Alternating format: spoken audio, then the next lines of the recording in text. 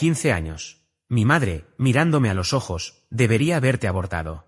Mi padre, abriendo la puerta, una tormenta de nieve en Nochebuena. Motivo, una F en un examen. 12 años después. Ellos, en mi puerta, suplicando. Yo, por fin, hablando. Me llamo Matías, tengo 30 años y dirijo una pequeña empresa dedicada a operaciones de ventas. A menudo la gente supone que vengo de un entorno sólido, que tuve una crianza firme y estructurada, porque sé expresarme y mantener la compostura. Lo que no saben es que la mayoría de esas habilidades no las aprendí gracias a mis padres, sino a pesar de ellos. Sobrevivir a ese hogar fue mi verdadera escuela. Crecí en una casa que el vecindario admiraba. Desde afuera, todo parecía perfecto. Mi padre, Ricardo, era dentista y se comportaba como si hubiese inventado la profesión. Corregía a las personas en medio de una conversación, daba lecciones de postura y hablaba con desprecio de cualquier trabajo que no estuviera relacionado con la medicina. Para él, todo lo demás era irrelevante. Mi madre, Silvia, trabajaba como profesora de secundaria y era venerada por otros padres. La llamaban por el apellido Ferreira con una reverencia casi exagerada. Recordaba los nombres de todos los alumnos, sonreía en los actos escolares y proyectaba la imagen de alguien con un talento innato para formar estudiantes ejemplares. Era una actuación impecable. Luego estaba mi hermana mayor, Mariana, apenas un año mayor que yo. Ella era el modelo a seguir, la hija dorada. Excelentes calificaciones, concursos científicos, clases de violín. Todo lo que sonara distinguido y admirable. Desde muy pequeña, la gente decía que sería doctora antes incluso de terminar la escuela. Y después estaba yo, el hijo del que nadie hablaba. La vida diaria dentro de esa casa no se parecía en nada a la fantasía que imaginaban los vecinos. Teníamos horarios estrictos incluso para usar el baño, escritos en hojas de colores y pegados en la pared del pasillo. Las horas de estudio estaban cronometradas y supervisadas. Si terminabas antes, no descansabas, repasabas. Si estabas cansado, eras considerado flojo. No existían los pasatiempos, salvo que sirvieran para impresionar a la familia o a terceros. Mariana tuvo violín porque sonaba elegante. Yo no tuve nada, porque, según ellos, nada me quedaba bien. Las celebraciones tampoco eran reales. No festejábamos nada si no había fotos de por medio. Las decoraciones navideñas permanecían guardadas hasta que Silvia necesitaba material para enviar a los parientes o publicar algo. Apenas se tomaban las fotografías, todo volvía a las cajas. La alegría era solo para la cámara. Ricardo pasaba gran parte de su tiempo presumiendo. En su clínica decía frases como, Mariana dominaba álgebra a los 9 años o Silvia y yo tenemos estándares muy altos para nuestros hijos. Cuando alguien preguntaba por mí, desviaba la conversación con naturalidad. Mi madre hacía exactamente lo mismo. Recuerdo una tarde en particular. Yo tenía 12 años y Ricardo me llevó a una jornada de puertas abiertas en su consultorio. Me dio una bata blanca con olor a químicos y me ordenó que me quedara a su lado y aparentara interés. Me presentó al personal como si yo fuera su sucesor. Alguien me preguntó qué era una lámpara de polimerización. No supe responder. Mi padre me apretó el hombro con fuerza y me susurró al oído que no volviera a avergonzarlo. Me hizo repetir el término y su definición 3 veces delante de todos. Cuando llegaron pacientes, afirmó que yo heredaría la clínica algún día, como si repetirlo pudiera convertirlo en realidad. Yo solo quería desaparecer. Muchos creen que ser el hijo favorito significa vivir sin presión, pero Mariana también sufrió. Una noche, cuando cursaba 8º grado, llevó a casa un examen de ciencias con una nota sobresaliente. Yo bajé a buscar agua y me quedé inmóvil en la escalera al escuchar gritos. Silvia agitaba el examen como si fuera una acusación judicial. Mariana repetía que seguía siendo una buena nota. Entonces mi madre le dio una bofetada tan fuerte que la empujó contra la pared. Me tapé la boca para no hacer ruido. Mi padre no la consoló. Solo murmuró que los parientes notarían la diferencia. Ese era su verdadero miedo, no el bienestar de su hija, sino la posibilidad de que alguien pensara que los Ferreira no eran perfectos. Mi hermana lloró en silencio mientras Silvia rompía el examen en pedazos y le decía que había hecho quedar mal a la familia.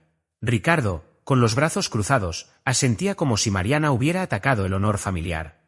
Volví a subir las escaleras fingiendo no haber visto ni oído nada. Si eso le hacían a ella por una nota apenas inferior, sabía perfectamente qué pensaban de mí. Para ellos, el afecto no era amor. Era una actuación. Y nosotros, simples accesorios. Cuando llegué a la secundaria, Silvia decidió que mis profesores no me exigían lo suficiente, así que tomó el control de mis estudios. Lo llamaba su método docente, pero no se parecía en nada a una clase real. Imprimía ejercicios muy por encima de mi nivel y se sentaba frente a mí como si estuviera evaluando un concurso. Me pedía que me concentrara, comparándome constantemente con Mariana. Si dudaba, se inclinaba hacia mí y me apuraba. Cuando cometía un error, lo marcaba en rojo, me devolvía la hoja y me obligaba a leer en voz alta para escuchar lo descuidado que era. Caminaba detrás de mi silla esperando cualquier fallo. Pedir un descanso era inútil. Decía que solo los alumnos aplicados lo merecían, y que yo no había hecho méritos. Ricardo tenía su propio ritual.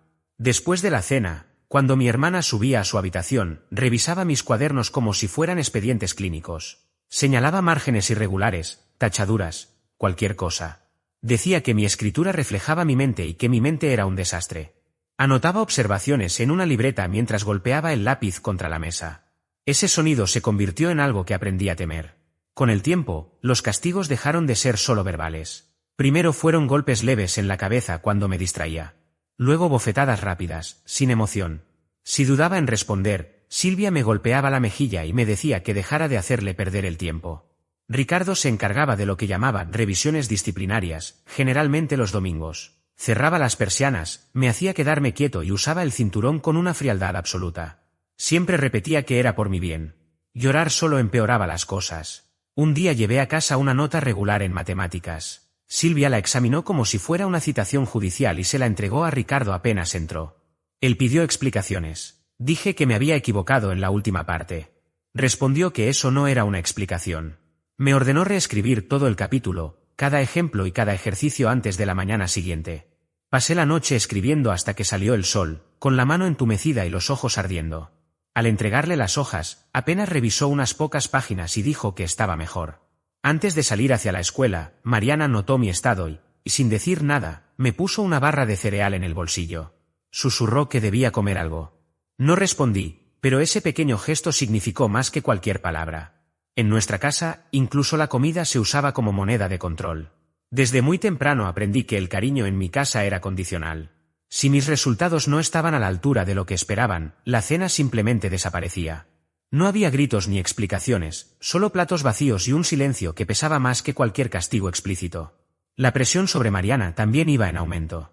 La veía revisar sus tareas como si fueran explosivos a punto de detonar. Se quedaba horas frente al cuaderno, borrando la misma línea de matemáticas una y otra vez, murmurando en voz baja: «No te equivoques. No te equivoques».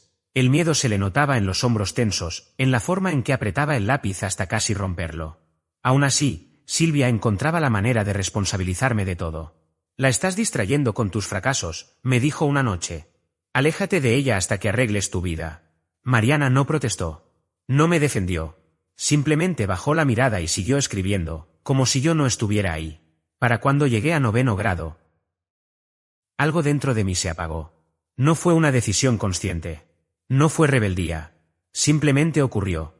Dejé de sentir urgencia, de sentir miedo incluso. Cada hoja de ejercicios, cada prueba, cada explicación del profesor se convirtió en un ruido lejano, como si yo estuviera viviendo bajo el agua. Los profesores me preguntaban si estaba bien, pero nunca insistían demasiado. Confiaban demasiado en Silvia. Si fallaba en clase, decían cosas como: «Tu madre comentó que últimamente has estado conflictivo». Y seguían adelante. Yo no era conflictivo. Estaba exhausto. El día en que todo explotó en la escuela comenzó en la clase de matemáticas. Se suponía que debía estar resolviendo ejercicios, pero en lugar de eso estaba dibujando pequeños personajes en los márgenes de mi cuaderno. Eran torpes, sin gracia, pero durante unos segundos me hacían sentir normal. La profesora pasó entre las filas, tomó mi cuaderno y suspiró con cansancio. «¿Otra vez, Matías?». Llamó a casa. Ese fue el error. 20 minutos después, la puerta del aula se abrió de golpe. Silvia irrumpió todavía con su credencial colgada al cuello, el cabello tirante hacia atrás, el rostro rígido de furia. Ni siquiera llamó. «¿Dónde está?», exigió. La profesora me señaló con lentitud, como si no supiera bien en qué se estaba metiendo. Silvia me agarró del brazo, tomó mi mochila y me arrastró fuera del aula. Los pasillos se llenaron de miradas y susurros. «¿Qué te pasa?», me gritó. «¿Dibujando en clase?». «Yo solo». «Cállate», me cortó. «¿Te gusta humillarme?». Un profesor asomó la cabeza desde su aula. Silvia lo fulminó con la mirada hasta que desapareció. Luego continuó: «¿Crees que puedes relajarte? ¿Que te lo has ganado? Estoy harta de tu pereza. Tú no eres Mariana.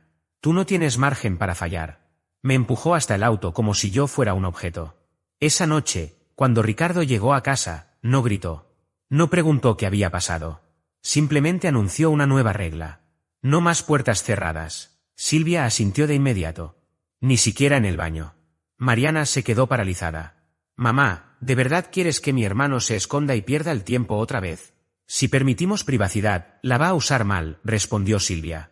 Esto es por su desarrollo, añadió Ricardo. No dije nada. Sabía que discutir solo empeoraría las cosas. Desde entonces, la casa se sintió como un escenario. Para cambiarme de ropa tenía que esconderme en un rincón y rezar para que nadie pasara. La regla del baño duró 3 días, hasta que Silvia se dio cuenta de que también la afectaba a ella. Pero la del dormitorio se quedó. Mi puerta debía permanecer abierta todo el tiempo. Así que busqué pequeñas formas de resistir. Durante las sesiones de estudio me escondía unos minutos en el lavadero, hasta que Silvia empezaba a gritar mi nombre. En los márgenes de las tareas escribía ecuaciones absurdas solo para molestarla. Cuando Ricardo daba sus órdenes matutinas, ignoraba la mitad y caminaba más lento a propósito. No era mucho, pero me devolvía una mínima sensación de control. Silvia lo notó primero. Me observaba más durante la cena, como si intentara descifrar qué estaba planeando. «Estás volviendo a descuidarte», dijo una noche. «Estás influyendo en Mariana». «El no», intentó decir ella. «No lo defiendas», la cortó Silvia. «Vas a perder el foco». La semana siguiente, Ricardo fue más lejos. Sin previo aviso, desmontó mi puerta y la llevó al garaje. «No la usas de forma responsable», dijo. «No te la mereces». Miré a Mariana. Ella apenas movió los labios. «Lo siento». Días después, Silvia canceló mi cumpleaños. «No vamos a celebrar nada. Los fracasos no merecen festejos». No me sorprendió. No esperaba torta ni regalos. Solo quería que el día pasara en silencio. En lugar de eso, me obligó a repetir ejercicios antiguos durante horas, mientras Mariana permanecía en su habitación tratando de no llorar lo suficientemente fuerte como para que la escucharan. Esa noche, se sentó en el suelo del marco de mi habitación, ya que no tenía puerta. «Deberías dejar de provocarlos», susurró. «Están empeorando». «No estoy provocando nada». «Lo sé», respondió. «Pero ellos creen que sí». Me dejó una barra de cereal. Siempre intentaba ayudar en pequeños gestos. Antes de irse, añadió. «Solo, intenta no hacerlos enojar». No tenía energía para prometer nada. Más tarde, mientras fingía dormir, escuché a Ricardo y Silvia hablar en el pasillo. «Está yendo cuesta abajo», dijo él. «Si esto sigue así, va a arruinar todo lo que construimos». «No podemos permitirlo», respondió ella. «Mariana es demasiado importante». En ese momento entendí algo con una claridad helada. No me veían como a un hijo. Me veían como un riesgo. Y cuando una familia empieza a verte así, las grietas dejan de ser grietas. Se convierten en fracturas. Diciembre siempre era cruel en nuestro pueblo.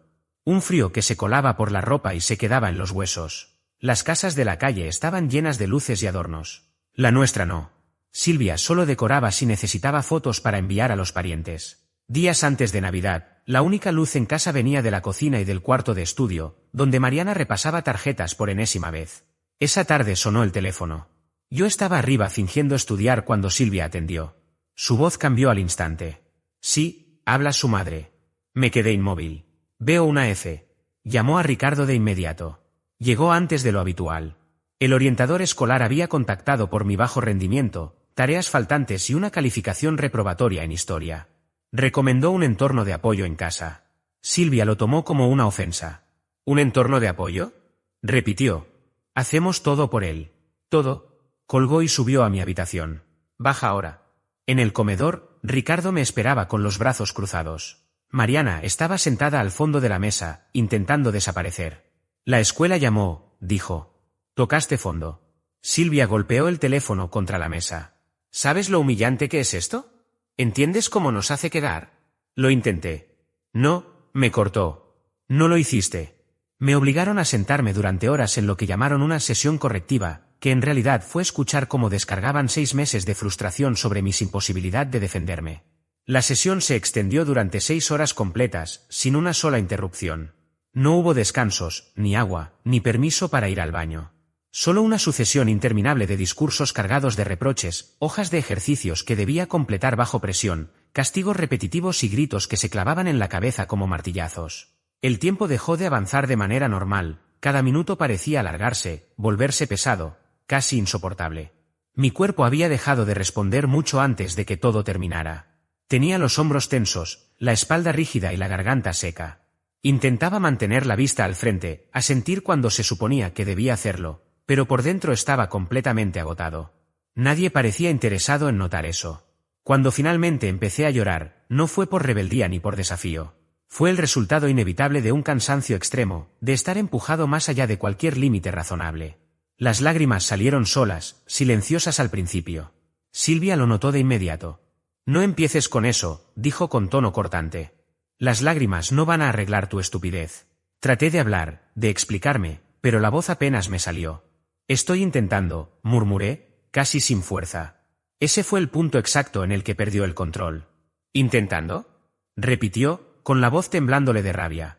«¿Intentando? Lo único que has hecho es destruir todo por lo que trabajamos». No tuve tiempo de reaccionar. El golpe llegó de repente, seco, directo al rostro. Sentí como mi cabeza se movía violentamente y por un instante, la habitación perdió nitidez. Un zumbido me llenó los oídos. Mariana soltó un jadeo ahogado desde la escalera. Silvia dio un paso más hacia mí. Estaba temblando, pero no de miedo, sino de furia contenida. «Ojalá nunca hubieras nacido», escupió. Ricardo permanecía en silencio, con los brazos cruzados, observando la escena como si no le perteneciera. «Arruinaste mi vida», continuó ella. «Si hubiera sabido que terminarías siendo así, habría terminado con el embarazo». El siguiente golpe no fue el último. Llegó otro, y otro más. Ya no había intención de corregir ni de enseñar. Era pura descarga de ira. Yo no me defendí. No levanté las manos. No retrocedí. Me quedé quieto, con la mirada fija en el suelo, esperando que todo acabara. Ricardo finalmente intervino, pero no para detenerla. Apoyó una mano sobre su hombro. «Cálmate», dijo. «No vale la pena alterarse tanto por él». Luego me miró con desprecio. «¿Escuchaste lo que le estás haciendo a tu madre?», añadió. «Ni siquiera puedes aprobar un examen. Estás arrastrando a toda esta familia contigo». «Lo siento», susurré, apenas audible. «No necesito peso muerto en esta casa», respondió Ricardo. «Si no te gustan las reglas, márchate. Llévate ese cerebro inútil contigo». Desde la escalera, Mariana empezó a llorar en silencio. Silvia tomó mi mochila del suelo y me la lanzó con violencia. «Fuera», ordenó. «Vuelve cuando puedas aportar algo al apellido Ferreira». El silencio que siguió fue absoluto, denso, incómodo. No discutí. No pedí nada. Algo dentro de mí simplemente se vació, como si alguien hubiera apagado un interruptor. Recogí la mochila, subí las escaleras y entré en mi habitación. Guardé lo poco que tenía, un par de camisetas, una sudadera vieja, calcetines gastados. Todo lo demás parecía pertenecer a otra persona. Mariana estaba de pie en el pasillo. «Matías, ¿no?», susurró, con la voz quebrada. Negué con la cabeza. «No tengo opción». Abajo, Ricardo y Silvia ni siquiera levantaron la vista cuando bajé. Abrí la puerta principal y el frío me golpeó de lleno. Aún así, se sentía mejor que permanecer allí dentro. Al llegar a la acera, me detuve una sola vez. Mariana estaba en la ventana de su habitación, con las manos presionadas contra el vidrio. Lloraba con tanta fuerza que sus hombros temblaban. Movió los labios despacio, con claridad. «No me dejes». Por un segundo estuve a punto de volver. Pero entonces recordé cada golpe, cada insulto, cada castigo, cada noche deseando no despertar. Bajé la cabeza y seguí caminando. Tenía 15 años. Estaba solo. Me estaba congelando. Pero por primera vez en mi vida, el aire se sentía como si realmente me perteneciera. La primera noche en la calle fue más dura de lo que había imaginado. Caminé hasta que las piernas me dolieron y terminé cerca de una estación de servicio en las afueras del pueblo. El viento atravesaba la sudadera sin dificultad. Me senté detrás de un contenedor de basura, donde al menos se bloqueaba parte del frío, y me encogí abrazando las rodillas. Los autos pasaban.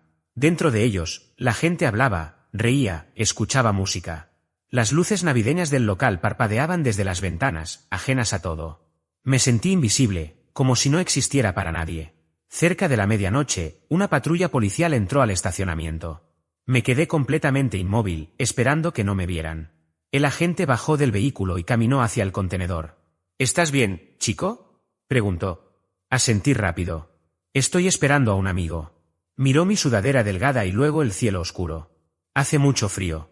«¿Tienes a dónde ir?». «Sí», mentí. «Solo estoy tratando de entrar en calor». No pareció convencido, pero no insistió. «Está bien. No te quedes aquí demasiado tiempo». Cuando se fue, Solté el aire que estaba conteniendo. Lo último que quería era que me llevaran de regreso. Prefería congelarme antes que volver con Ricardo y Silvia. Permanecí allí hasta que amaneció, casi sin dormir. Las manos estaban rígidas y no sentía los dedos de los pies. Sabía que necesitaba comida y calor. Después de caminar durante horas por el pueblo, vi un pequeño restaurante con los vidrios empañados por el vapor. El cartel decía Parrilla Héctor, con letras rojas gastadas por el tiempo. Me quedé un momento en la entrada antes de entrar. Adentro olía a café recién hecho y huevos fritos. Un hombre de unos 40 y tantos levantó la vista desde detrás del mostrador. Tenía ojos cansados, barba con vetas grises y un delantal manchado de harina. ¿Te perdiste?, preguntó. No, respondí. Estoy buscando trabajo. ¿Cualquier cosa? Me observó con atención, la mochila, mi rostro agotado, el temblor en las manos. ¿Cuántos años tienes? 16, mentí demasiado rápido. Levantó una ceja. No pareces de 16. Lo soy.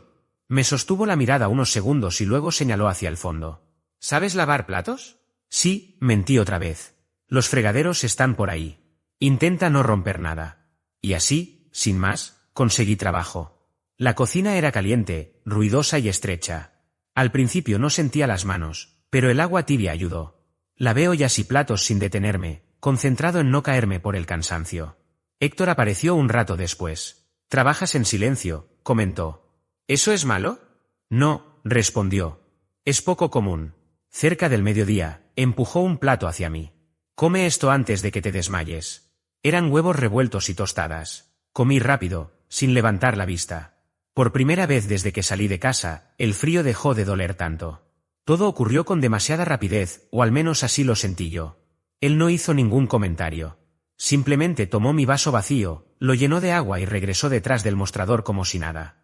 Esa misma noche, después de cerrar, me permitió quedarme sentado en el rincón más alejado del local durante casi una hora. «Quédate adentro hasta que cierre con llave», me dijo. «El frío está empeorando». No preguntó dónde estaba viviendo ni por qué no asistía a la escuela. No pidió explicaciones. Solo me dejó quedarme allí, en silencio. Después de esa primera noche aprendí rápido una lección básica: pasar desapercibido era una forma de sobrevivir. Dormía en cualquier lugar que ofreciera un poco de resguardo. A veces, en rincones protegidos detrás del restaurante, otras, en una lavandería automática, siempre que nadie me echara. Algunas noches terminaba en un hueco de escalera, si la puerta no cerraba del todo. Cualquier espacio que cortara el viento era suficiente. Dejé de ir a la escuela porque no podía correr el riesgo de que alguien intentara devolverme a casa. Y evitaba mi antiguo barrio como si fuera terreno contaminado. Mantenía la cabeza baja, trabajaba y me hacía lo más pequeño posible. No era un plan. Era pura supervivencia. Con el paso de los días, él se convirtió en algo parecido a un punto fijo. No un amigo, no una figura paterna. Simplemente alguien que me trataba como a una persona, no como a un experimento fallido ni como una decepción constante. Me dejaba comer lo que sobraba, me corregía cuando lavaba mal los platos, de vez en cuando, soltaba frases simples como: «Mañana llega a tiempo». No lo decía como una orden. De alguna manera, sonaba a confianza. Una tarde, mientras limpiaba una pila de ollas pesadas, la vista se me nubló. Intenté apoyarme, pero todo comenzó a girar y terminé desplomándome contra el mostrador. Cuando desperté, estaba tendido en el suelo. Héctor estaba arrodillado a mi lado. «Estás ardiendo», dijo. «¿Cuándo fue la última vez que dormiste?» «Estoy bien», murmuré. «No, no lo estás. Siéntate. Te traeré agua». Volvió con una botella pequeña y un plato con pan. «Come», me indicó. «No puedes trabajar así». «Necesito el dinero», respondí, casi en automático. «Lo vas a tener», contestó. «Pero no sirves de nada tirado en el suelo». Entró a la oficina y regresó con algunos billetes doblados. «Es un adelanto», dijo. «Compra calcetines gruesos o algo para el frío». Me quedé mirando el dinero. «Te lo devolveré». Se encogió de hombros. No hizo preguntas. No dio discursos ni habló de responsabilidad. No preguntó por mi familia ni intentó entender toda mi historia. Vio a un chico tratando de no romperse por dentro y ayudó lo justo para mantenerme en pie. A veces la gente me pregunta por qué no acudí a la policía. La respuesta es sencilla. No quería que me enviaran de regreso. No creía que nadie me fuera a creer. No buscaba un caso ni una investigación. Solo necesitaba distancia. Silvia y Ricardo nunca llamaron. Nunca buscaron. Nunca preguntaron por mí. Era como si asumieran que volvería cuando aprendiera la lección. Tampoco podían arriesgarse a que la policía o los servicios sociales hicieran preguntas incómodas sobre los moretones o sobre lo que ocurría dentro de esa casa. Denunciar mi desaparición habría significado miradas externas demasiado atentas. Así que hicieron lo que siempre hacían, proteger su imagen y esperar a que yo regresara derrotado. Pero no volví. Y con cada día en el restaurante, con cada turno que no terminaba en castigos, con cada plato que Héctor dejaba frente a mí sin comentarios ni reproches, empecé a entender algo fundamental: podía sobrevivir. Trabajar en parrilla Héctor se convirtió en mi base sin que yo lo notara de inmediato. Permanecí allí casi 3 años. Llegaba antes del amanecer y me iba después del cierre. Lavé platos hasta que los dedos se me arrugaban, limpié superficies hasta que brillaban y aprendí a seguir el ritmo de una cocina en plena actividad. Héctor nunca me elogió. Nunca me dio sermones. Nunca intentó ocupar un rol que no le correspondía. Solo esperaba que cumpliera con mi trabajo. Y por primera vez en mi vida, esas expectativas eran claras y justas. Cuando logré ahorrar lo suficiente, pasé a otros empleos. Turnos en depósitos, ventas minoristas, atención telefónica, reparto. Acepté todo lo que pagara. No me quejaba porque no tenía red de seguridad. Comía barato, compartía habitaciones estrechas y aprendí a tratar con la gente porque mi ingreso dependía de ello. Todo lo que sé sobre disciplina y constancia lo aprendí sobreviviendo, no de nada de lo que Ricardo o Silvia decían haberme enseñado. A los 25 años ya tenía la experiencia suficiente para intentar algo propio. Abrí una pequeña empresa de soporte comercial. No era nada sofisticado. Mi oficina estaba en un edificio antiguo, con luces que parpadeaban y una ventana que no cerraba bien. Los clientes eran irregulares, algunos pagaban tarde, otros no pagaban nunca. Pero, poco a poco, las cosas empezaron a mejorar. A los 27 tenía cuentas estables y un equipo pequeño. No era riqueza, pero sí estabilidad. Algo que jamás había tenido durante mi infancia. Pensé que el pasado había quedado atrás. Hasta que Mariana me encontró. Ocurrió una tarde lluviosa, en medio de la semana. Estaba ordenando facturas, con un café frío a medio terminar, cuando el teléfono vibró con un número desconocido. Normalmente ignoraba esas llamadas, pero algo me impulsó a contestar. Una voz baja, casi temblorosa, dijo al otro lado de la línea: Matías. Me quedé completamente inmóvil. El pecho se me cerró de golpe apenas escuché la voz al otro lado del teléfono. Fue una presión seca, inesperada, como si el aire hubiera decidido abandonar mis pulmones sin previo aviso. ¿Quién habla?, pregunté, aunque en el fondo algo ya había encajado. Hubo un breve silencio antes de la respuesta, como si la persona dudara incluso de pronunciar su nombre. Soy Mariana, susurró. Estoy en la ciudad. Me puse de pie sin pensarlo. No fue una decisión consciente. Simplemente ocurrió. El cuerpo reaccionó antes de que la mente pudiera ordenar una sola idea coherente. ¿Cómo? ¿Dónde estás?, pregunté, con la voz más tensa de lo que pretendía. Solo, necesito verte. Por favor. No puedo explicarlo por teléfono.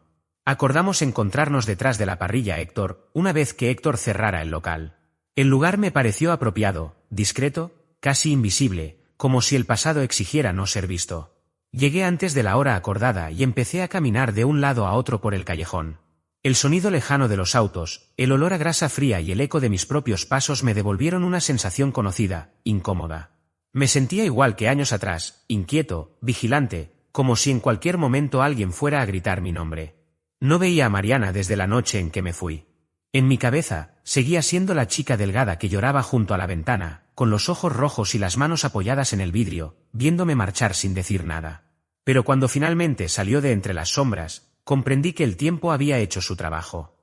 Tenía 28 años, su postura era rígida, controlada, como si cada movimiento estuviera medido. Llevaba el abrigo abotonado hasta el cuello, demasiado alto para la temperatura, como si necesitara protegerse incluso del aire. Usaba gafas, y detrás de ellas había una mirada cansada, no de una mala noche, sino de años acumulados.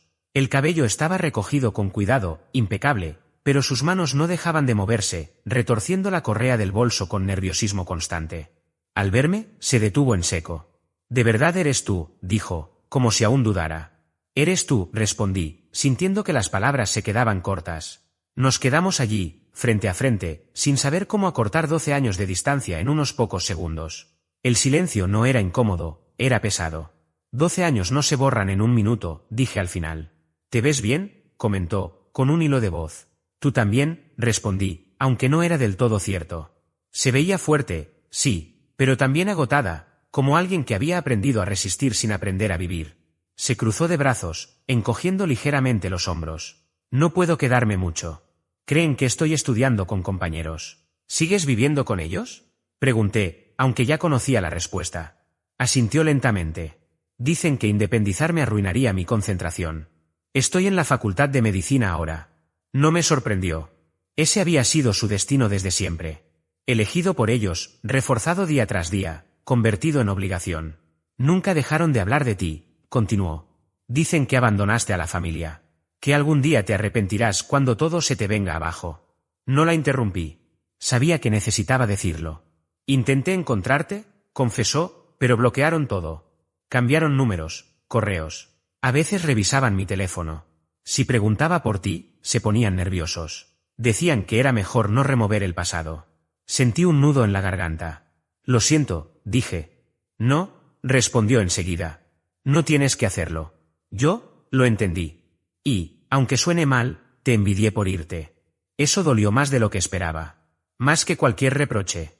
Se acercó un poco más, bajando aún más la voz. Quería advertirte. Saben de tu empresa. El estómago se me encogió. ¿Cómo? Un vecino lo mencionó. Mamá dijo que tu fase rebelde ya había terminado. Papá aseguró que al final su disciplina había funcionado. Que tarde o temprano volverías. Solté una risa seca. Claro que sí. Sus ojos se llenaron de agua. Tengo miedo por ti, admitió. No vienen a disculparse. Vienen a atribuirse tu éxito. A decir que todo lo que eres es gracias a ellos. Nos quedamos en silencio otra vez. El frío se hacía notar y el vapor de su respiración formaba pequeñas nubes blancas. Podrías irte, le dije. No hoy, pero algún día. Eres adulta. Negó con la cabeza. No puedo. No como tú. Me quedé demasiado tiempo. Y ahora, no sé cómo salir. Metió la mano en el abrigo y sacó un papel doblado con cuidado. Lo guardé, dijo. No sé por qué. Lo escribí la noche que te fuiste.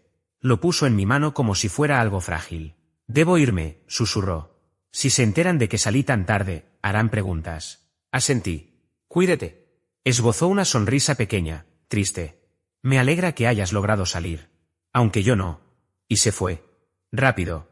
Sin mirar atrás. Esa noche, ya en mi oficina, abrí el papel. Lo siento. Ojalá pudiera irme contigo. 12 años después, Mariana seguía atrapada. 12 años después, ellos seguían controlando su vida.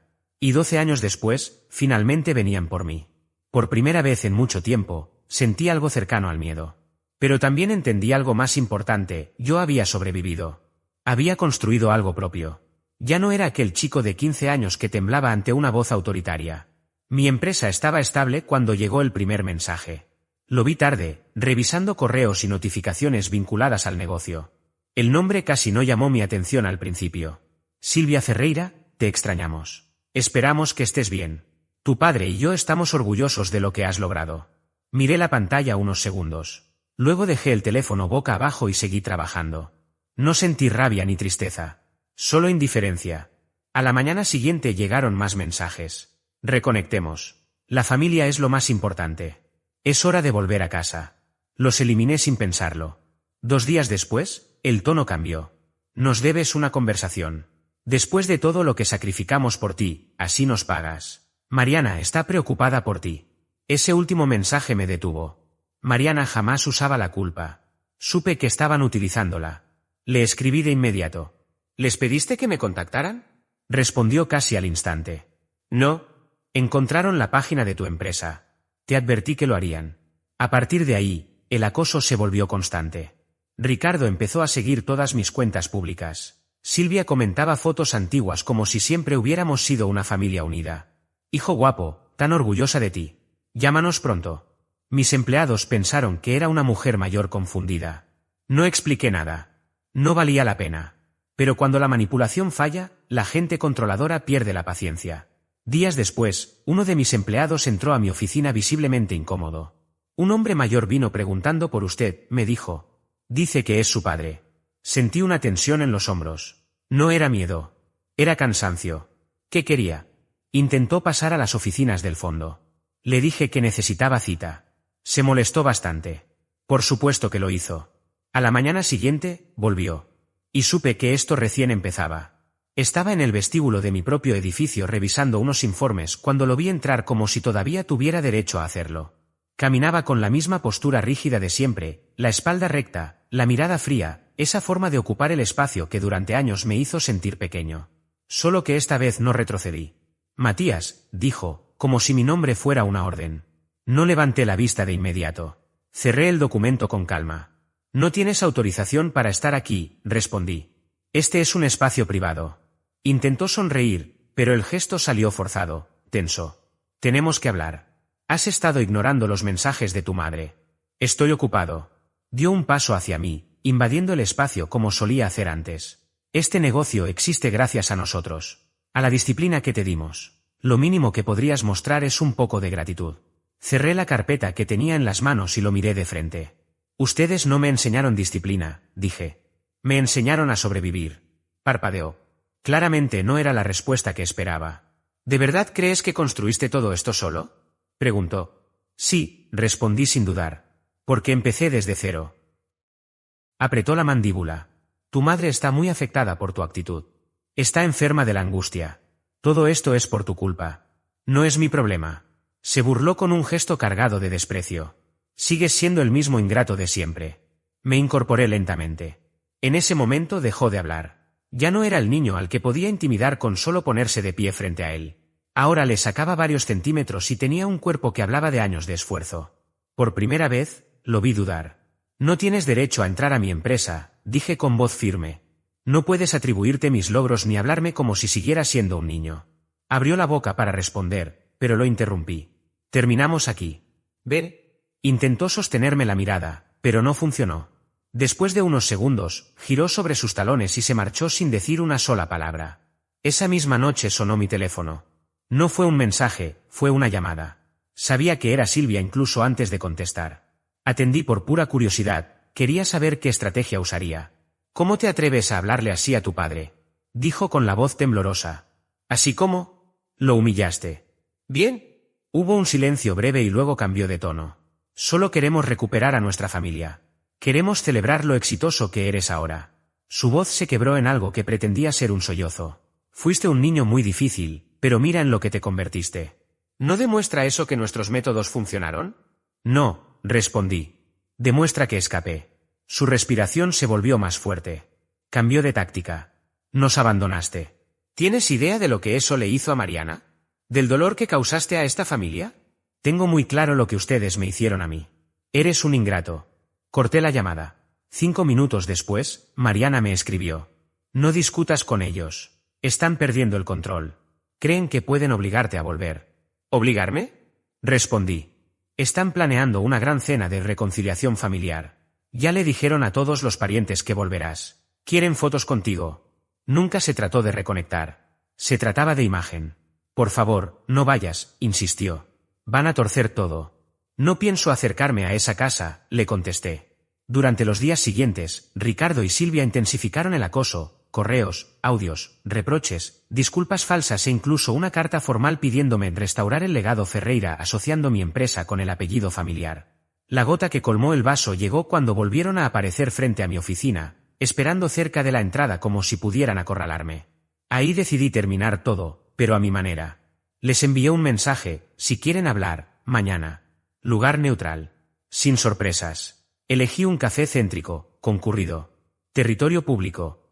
Nada de escenas. Llegaron juntos, sentándose derechos, como si asistieran a una entrevista. Silvia llevaba esa sonrisa educada que usaba con sus alumnos. Ricardo parecía convencido de que estaba negociando. No me senté de inmediato. Me quedé de pie. Esta es la última vez, dije. Silvia estiró la mano hacia mí. La retiré. Solo queremos a nuestro hijo. Ya no lo tienen. Ricardo apretó la mandíbula. Cuida el tono. No, respondí. Tú no me dices cómo hablar. Esperaron que cediera. No lo hice. ¿Quieren la verdad? Continué. No me extrañan a mí. Extrañan la idea de mí. Extrañan cómo los hacía ver, la historia que podían contar. Hicimos lo mejor que pudimos, susurró Silvia. Su mejor casi me destruye. Nos debes algo, intervino Ricardo. No les debo nada, respondí. Ni conversaciones, ni fiestas, ni apellidos, ni legados. Eres cruel, dijo ella. No, dije. Soy libre. Me levanté y me fui sin mirar atrás. Esa noche Mariana volvió a escribirme. ¿Salió bien? Dije lo que tenía que decir. Minutos después respondió. Estoy orgullosa de ti. Cuando estés lista para irte, le escribí, te ayudaré. Cerré la oficina esa noche sintiendo algo completamente nuevo, paz. Pasaron 2 inviernos. No volví a saber nada de Ricardo ni de Silvia. Ni llamadas, ni mensajes. Finalmente entendieron que ya no podían acorralarme. Con Mariana seguimos en contacto. Terminaba su programa de medicina y hacía lo posible por resistir en esa casa. Nunca la presioné. Solo le recordé que no estaba sola. Casi al final de su último año me llamó. Su voz era firme. Me voy, dijo. Ya no voy a dejar que dirijan mi vida. Ese fin de semana la ayudé a empacar. Cargamos todo en una camioneta pequeña. Ella miró la casa como si, por fin, hubiera encogido hasta su verdadero tamaño. Al terminar, me abrazó. Tú saliste y seguiste adelante, susurró. Eso me hizo creer que yo también podía. Héctor, de Parrilla Héctor, apareció con comida caliente y dijo. Empezar de nuevo es más fácil con el estómago lleno. Fue simple, pero nos sostuvo. Con el paso de los meses, la vida dejó de sentirse como una cuerda floja. El trabajo empezó a ordenarse solo, sin urgencias ni sobresaltos. La empresa creció de manera constante, no por ambición desmedida, sino porque por primera vez trabajaba sin ruido de fondo. Mariana fue armando su propio ritmo, aprendiendo a vivir sin pedir permiso ni disculpas. No necesitábamos vernos todos los días, bastaba con saber que estábamos bien. Algunas noches coincidíamos para comer algo sencillo, sin ceremonias ni expectativas, solo presencia real. Nunca volvimos a hablar de Ricardo ni de Silvia. No fue una decisión consciente, simplemente dejaron de ocupar espacio. Su ausencia no dolía. Tampoco se sentía como una victoria. Era neutral, liviana, definitiva. Me di cuenta de que el silencio que habían dejado ya no pedía respuestas. Un día, mientras revisaba papeles antiguos, encontré documentos de mis primeros años, contratos torcidos, cuentas abiertas con miedo, decisiones tomadas a la defensiva. Me sorprendió reconocer a esa versión mía y, al mismo tiempo, no sentir vergüenza. Había hecho lo necesario para seguir adelante. Eso también era crecimiento. Mariana empezó a hablar de planes, no de escapes, de turnos, de horarios, de mudanzas pequeñas que no implicaban huir. Escucharla fue suficiente para entender que el ciclo se había roto. Una tarde cualquiera, Héctor cerró la parrilla Héctor más temprano de lo habitual y se sentó conmigo sin decir nada durante varios minutos. No necesitábamos llenar el espacio con palabras. Antes de irse, dejó las llaves sobre la mesa, como siempre, y dijo: hay gente que llega a tu vida cuando ya no estás en guerra. Esa frase se quedó conmigo. Esa noche, al cerrar la oficina, apagué las luces sin prisa. No había llamadas pendientes ni mensajes que anticiparan problemas. Caminé hasta casa sin mirar atrás, sin calcular escenarios, sin prepararme para el impacto. Por primera vez, no sentía que estaba sobreviviendo. Estaba simplemente viviendo. Y eso, entendí entonces, era suficiente.